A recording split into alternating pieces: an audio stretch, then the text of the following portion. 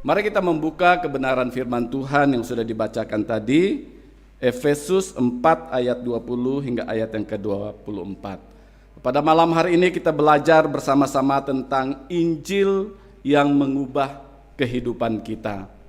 Injil ataupun kabar baik yang bisa mengubah saya dan saudara dari orang yang tidak percaya menjadi percaya dan menerima Yesus sebagai Tuhan dan Juru Selamat kita secara pribadi.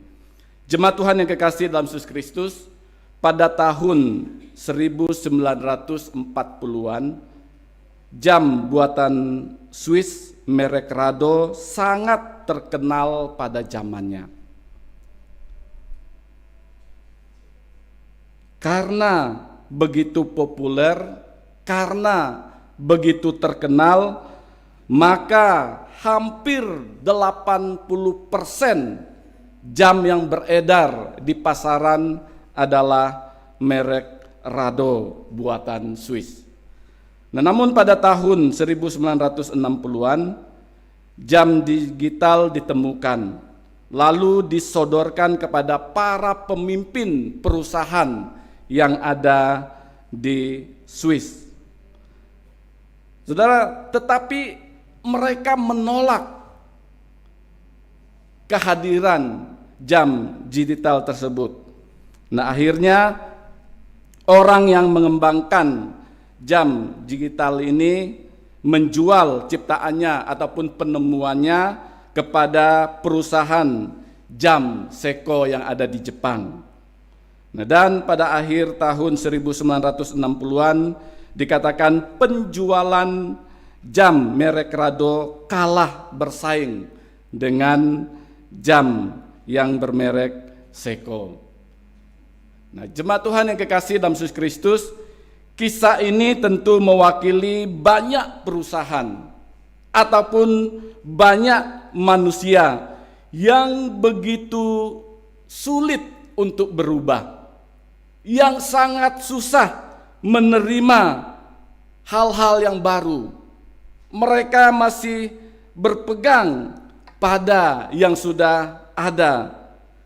Jadi kita sebagai orang percaya pun dituntut supaya memiliki perubahan. Ya, tentunya perubahan yang positif. Perubahan yang tentunya dari yang tidak baik menjadi baik. Ya, seperti di nats pembimbing kita tadi, 2 Korintus pasal 5 ayat 17 dikatakan, jadi siapa yang ada di dalam Kristus, dia menjadi ciptaan baru. Maka yang lama itu sudah berlalu, sesungguhnya yang baru sudah datang. Jadi kita perlu berubah dari manusia lama menjadi manusia yang baru. Bukan justru sebaliknya, dari orang yang manusia baru menjadi orang yang tidak mengenal Tuhan Yesus lagi. Nah, kita sebagai orang percaya harus memiliki perubahan yang positif.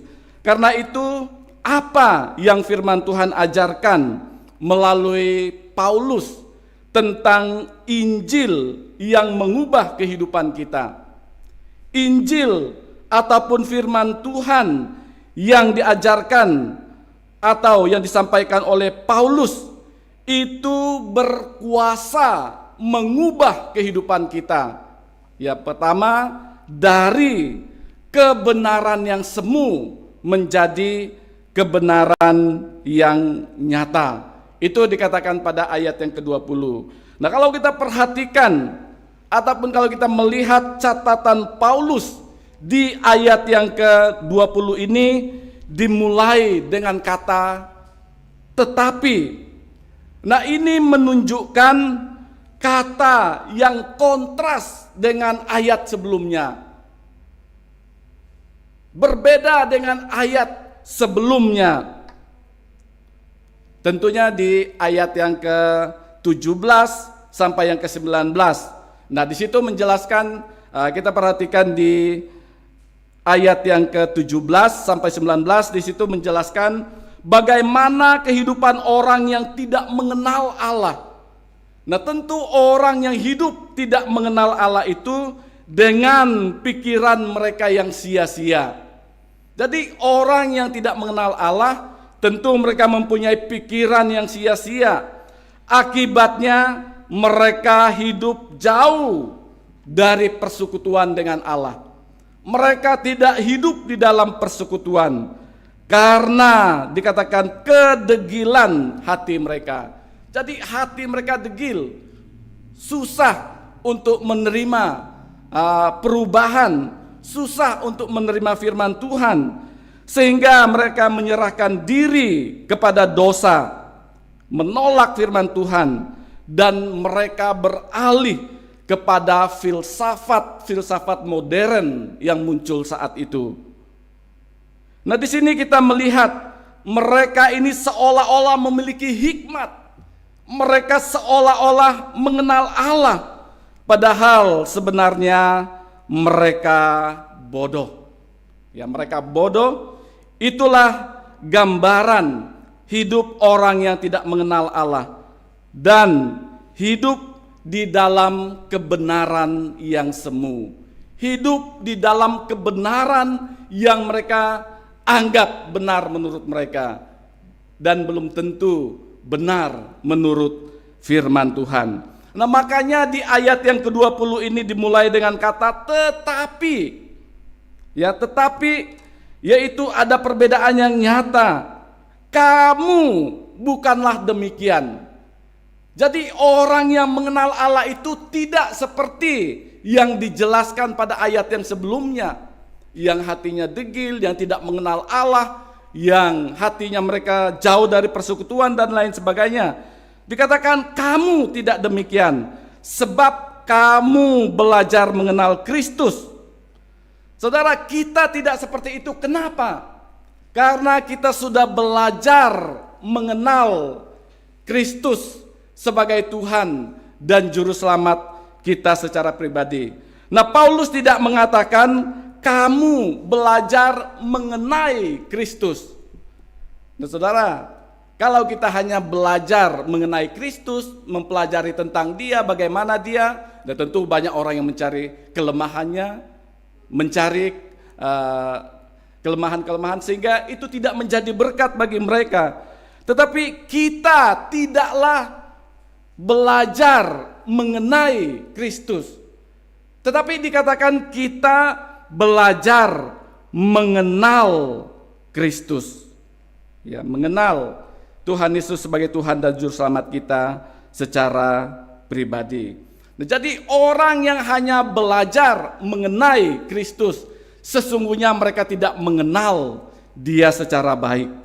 Mereka tidak mengenal kuasa kebangkitan Tuhan Yesus dengan baik. Itulah sebabnya di ayat yang ke-20 ini Paulus mengatakan, sebab kamu telah belajar mengenal Kristus. Jadi saya dan saudara, kita sebagai orang-orang percaya belajar mengenal Kristus. Dari mana? Ya dari firman, dari Injil yang kita dengar. Ya dari kebenaran firman Tuhan yang kita dengar. Nah, dengan mengenal Tuhan Yesus secara baik dan benar, diharapkan ada perubahan hidup dari kebenaran semu. Ya, kita perlu mengenal Tuhan Yesus sehingga diharapkan terjadi perubahan hidup dari kebenaran yang semu. Apa itu kebenaran semu? Tampaknya benar, tetapi sesungguhnya tidak. Ya, mungkin kebenaran yang kita anggap benar menurut kita, ya kebenaran itu memang relatif, tetapi kebenaran yang sesungguhnya adalah firman Tuhan. Ya, jadi kita berubah dari kebenaran kita sendiri menjadi kebenaran yang nyata, yaitu kebenaran yang memang benar-benar benar. Ya. Jadi dari kebenaran yang tidak benar menjadi kebenaran yang benar. Nah, perubahan itu bisa terjadi apabila kita sudah mengenal Yesus sebagai Tuhan dan Juru Selamat kita secara pribadi. Jangan sampai kita seperti perusahaan Jamrado tadi. Mereka tidak mau menerima jam digital yang terbaru. Mereka menutup diri sehingga dikatakan mereka kalah bersaing. Nah, saudara, kita sebagai orang percaya, kita bisa berubah kalau kita sudah mengenal Yesus, mendengar tentang Dia, dan menerima Dia sebagai Tuhan dan Juru Selamat kita secara pribadi. Saudara, seperti ada pujian yang saya suka, kalau menurut versi nyanyian kemenangan imannya, dan ada juga di PPK dan KPK, itu kalau di nyanyian kemenangan iman itu 212, yaitu yang mengatakan, perubahan ajaib jadilah padaku, sejak Yesus ku terimalah. Saudara, perubahan yang ajaib itu bisa terjadi sejak kita menerima Yesus. Karena Dialah yang sanggup mengubah kita. Karena Injil kebenaran yang kita dengar tentang Yesus Kristus, Injil kabar baik itu yang kita terima, itu yang bisa mengubah kehidupan kita. Kita tidak mungkin bisa mengubah kehidupan kita sendiri. Sehingga di pujian tadi mengatakan perubahan ajaib itu bisa terjadi. Sejak kapan? Sejak kita mengenal Yesus. Sejak kita menerima Yesus sebagai Tuhan dan Juru Selamat kita secara pribadi. Sejak itulah kita diubah, ya, dari kebenaran yang semu menjadi kebenaran yang nyata. Itu berarti kebenaran semu itu menghendaki hidup kita tetap terus di dalam dosa. Ya, kebenaran yang semu itu mau supaya kita tetap hidup di dalam dosa, tetap dikuasai oleh dosa. Tetapi kebenaran yang nyata, kebenaran yang sejati itu menghendaki supaya kehidupan saya dan saudara ini diubah oleh Tuhan. Ya, diubah menjadi yang lebih baik lagi. Karena saya dan saudara, kita semua sudah belajar mengenal Kristus. Dan kita sudah menerima Dia sebagai Tuhan dan Juru Selamat kita secara pribadi. Jadi tidak ada alasan lagi bagi kita untuk tidak berubah. Ya, Tuhan mau perubahan yang positif terjadi di dalam kehidupan kita. Itu yang pertama. Injil atau firman Tuhan yang diajarkan atau disampaikan oleh Paulus itu berkuasa mengubah kehidupan kita dari manusia lama menjadi manusia baru. Itu ayat yang ke-22 dan ayat yang ke-24. Nah, jemaat Tuhan yang kekasih dalam Yesus Kristus, coba kita perhatikan di ayat yang ke-22 dan ayat yang ke-24.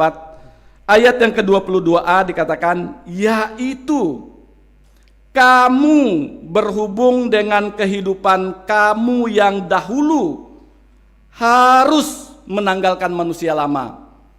Saudara, jelas sekali firman Tuhan mengatakan, berhubung dengan kehidupan kita ataupun kamu yang dahulu harus menanggalkan manusia lama. Dan ayat yang ke-24, dan mengenakan manusia baru yang telah diciptakan menurut kehendak Allah di dalam kebenaran dan kekudusan yang sesungguhnya. Itu berarti kita sebagai orang percaya yang sudah ditebus oleh darah Yesus dan yang sudah meninggalkan manusia lama kita tidak lagi hanya berubah di dalam konsep pemikiran kita saja, tetapi seluruh kehidupan kita diubahkan oleh Tuhan. Dari kehidupan kita yang lama, dari kehidupan kita yang lama yang selalu mau berbuat dosa, yang hidup jauh dari Tuhan.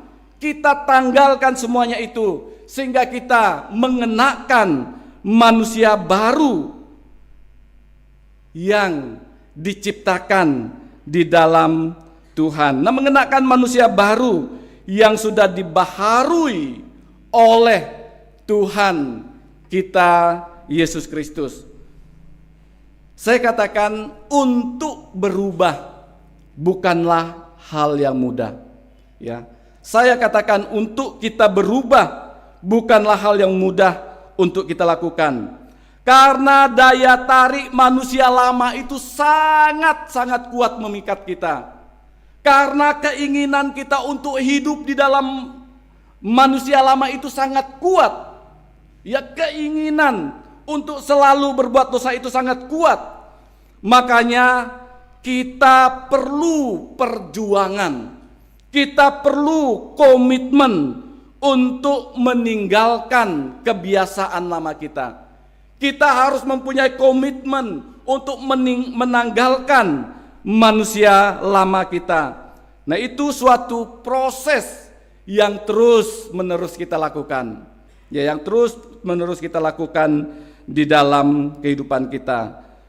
Serta mengandalkan Tuhan. Karena kalau kita mengandalkan kekuatan kita, maka tidak ada kemampuan bagi kita untuk mengubah kehidupan kita. Itulah sebabnya Paulus menyampaikan kepada orang percaya saat itu, ataupun kepada kita sebagai orang percaya sekarang ini. Apa yang mau Paulus sampaikan kepada kita?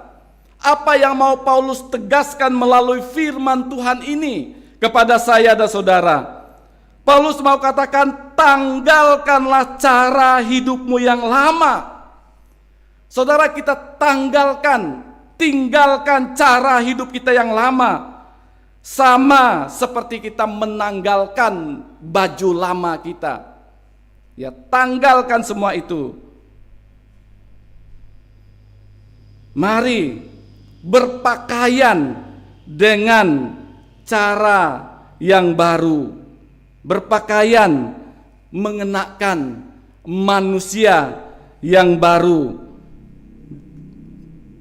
Kita harus meninggalkan kebiasaan-kebiasaan kita yang tidak baik dan benar. Tanggalkan semuanya itu supaya kita mengenakan manusia baru yang diciptakan oleh Allah di dalam Tuhan kita Yesus Kristus. Jemaat Tuhan yang kekasih dalam Yesus Kristus, ketika kita tidak menanggalkan manusia lama kita, ataupun ketika manusia lama itu masih menguasai hidup kita, maka percayalah bahwa keinginan hati kita itu pasti selalu ingin berbuat dosa. Ya. Kalau kita tidak menanggalkan manusia lama kita, kalau manusia lama itu masih menguasai kehidupan kita, maka keinginan hati kita itu selalu ingin berbuat dosa. Sehingga kehidupan kita dikuasai oleh dosa. Kita hidup di dalam iri hati, kita akan hidup di dalam kedengkian, kita saling menjatuhkan, dan kita tidak bisa melihat kebaikan-kebaikan yang ada di dalam diri saudara-saudara kita. Karena yang ada di dalam pikiran kita hanya selalu yang sifatnya negatif. Ya. Kita tidak bisa melihat yang baik dari saudara-saudara kita seiman. Itu pasti akan ada di dalam kehidupan kita. Karena kalau kita dikuasai oleh manusia lamanya kita. Makanya di Paulus katakan di 2 Korintus pasal 5 ayat 17 tadi, mari kita tinggalkan cara hidup kita yang lama. Tinggalkan manusia lama kita. Marilah kita mengenakan manusia baru yang sudah dibaharui di dalam Kristus, yang sudah diciptakan oleh Allah supaya kita bisa terus mengenal Dia sebagai Tuhan dan Juru Selamat kita secara pribadi. Nah, pertanyaannya bagi kita adalah, apakah saya dan saudara sudah menanggalkan manusia lamanya kita? Apakah kita sudah tinggalkan cara-cara hidup kita yang lama, yang hidup di dalam dosa? Saudara, biarlah melalui firman Tuhan pada malam hari ini mengingatkan kita tinggalkan cara hidup yang lama itu, dan kita mengenakan manusia baru. Hidup kita terus dibaharui di dalam Tuhan. Hidup kita terus dibaharui di dalam Tuhan, sehingga kehidupan saya dan saudara menyenangkan hati Tuhan. Injil atau firman Tuhan yang diajarkan atau disampaikan Paulus itu juga berkuasa mengubah kehidupan kita dari roh atau pikiran yang menyesatkan menuju keselamatan. Itu ayat yang ke-24. Ayat yang ke-23. Coba perhatikan di ayat yang ke-23. Di situ dikatakan, supaya kamu dibaharui di dalam roh dan pikiranmu. Jadi itulah firman Tuhan, itulah Injil yang kita dengar, itu berkuasa mengubah kehidupan kita. Ya, dari pikiran kita yang tidak benar menjadi pikiran yang memuliakan nama Tuhan. Di ayat yang ke-23 tadi, supaya kamu dibaharui di dalam roh dan pikiranmu.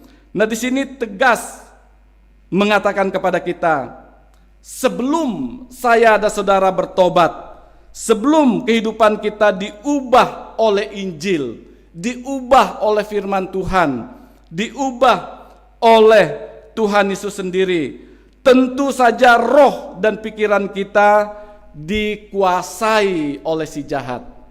Ya, dikuasai oleh si jahat, sehingga pikiran kita itu menjadi tumpul.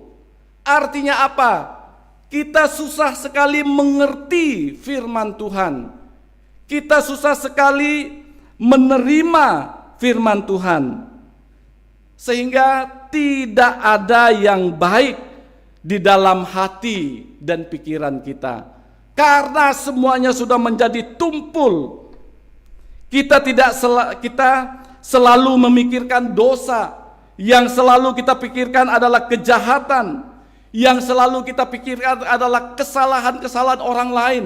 Sementara kita tidak pernah memikirkan diri kita sendiri. Bagaimana saya bisa mengubah kehidupan saya dari pikiran yang tidak baik, yang tidak memuliakan nama Tuhan, menjadi pikiran yang menyenangkan hati Tuhan. Nah, saudara, pada saat roh dan pikiran kita sudah mulai memahami firman Tuhan, pada saat roh dan pikiran kita sudah mulai mengerti firman Tuhan, maka hati dan pikiran kita itu pun dicerahkan firman, ya, dibukakan oleh firman Tuhan. Maka dengan demikian Roh Kudus itu mengubah kehidupan kita, mengubah pola pikir saya dan saudara, sehingga yang kita pikirkan itu adalah bukan hal-hal yang ada di dalam dunia ini. Yang kita pikirkan bukanlah dosa lagi, tetapi yang kita pikirkan adalah perkara-perkara rohani. Yang kita pikirkan adalah bagaimana kita bisa bertumbuh bersama-sama. Yang kita pikirkan adalah bagaimana pelayanan ini bisa berjalan dengan baik. Yang kita pikirkan adalah bagaimana kita bisa memuliakan nama Tuhan di dalam kehidupan kita. Seperti yang Paulus katakan kepada jemaat di Filipi, pasal yang ke-4 ayat yang ke-8. Di situ Paulus katakan, jadi akhirnya saudara-saudara, semua yang benar, semua yang mulia, semua yang adil, semua yang suci, semua yang manis, semua yang sedap didengar, semua yang disebut kebajikan dan patut dipuji, pikirkanlah semuanya itu. Itulah yang kita pikirkan. Semua yang baik-baik, semua yang manis-manis, semua yang bisa memuliakan nama Tuhan. Itu yang kita pikirkan. Tidak ada lagi waktunya kita berpikir bagaimana cara saya menyingkirkan si A, bagaimana cara saya menyenggol si B. Tetapi yang kita pikirkan bagaimana kebersamaan kita di dalam membangun kerajaan Allah. Pola pikir kita sudah diubah oleh Tuhan. Dari pikiran yang sia-sia yang menyesatkan kita, menjadi pikiran yang memuliakan nama Tuhan, yang membawa kita kepada keselamatan yang kekal. Itu yang perlu diubah di dalam pikiran kita. Ya, pikiran yang selalu negatif kita ubah menjadi pikiran yang positif. Nah, saudara, perubahan itu harus dari dalam hati dan pikiran kita. Ya. Perubahan yang Paulus mau, perubahan yang firman Tuhan mau itu adalah perubahan dari dalam. Perubahan dari dalam hati dan pikiran kita. Kekristenan itu harus berubah dari dalam baru yang nampak. Ya. Berubah dari dalam dulu, baru yang kelihatan ataupun yang dilihat orang. Saudara, sangat berbahaya kalau yang berubah itu hanya di luar saja, sementara di dalam belum ada perubahan. Itu sangat berbahaya. Namun yang di dalam yang Tuhan mau bagi kita adalah kita harus berubah dari dalam hati dan pikiran kita. Jangan sampai hati dan pikiran kita sudah membeku. Jangan sampai hati dan pikiran kita degil, tumpul, dan tidak ada perubahan. Kehidupan kita begitu terus, hidup terus di dalam dosa dan tidak ada perubahan. Saudara, orang seperti ini disebut orang munafik. Selalu hidup di dalam kepura-puraan atau penuh dengan sandiwara. Saudara, orang yang hanya menampakkan kebaikan di luar saja, namun di dalam hatinya tidak berubah, itu orang yang suka bersandiwara. Di mata manusia mungkin saja kita bisa bersandiwara, mungkin saja kita bisa berpura-pura, tetapi di hadapan Tuhan kita tidak bisa bersandiwara. Tuhan Allah di dalam kemahakuasaannya, Dia melihat jauh ke dalam hati kita. Dia melihat jauh ke dalam pikiran kita.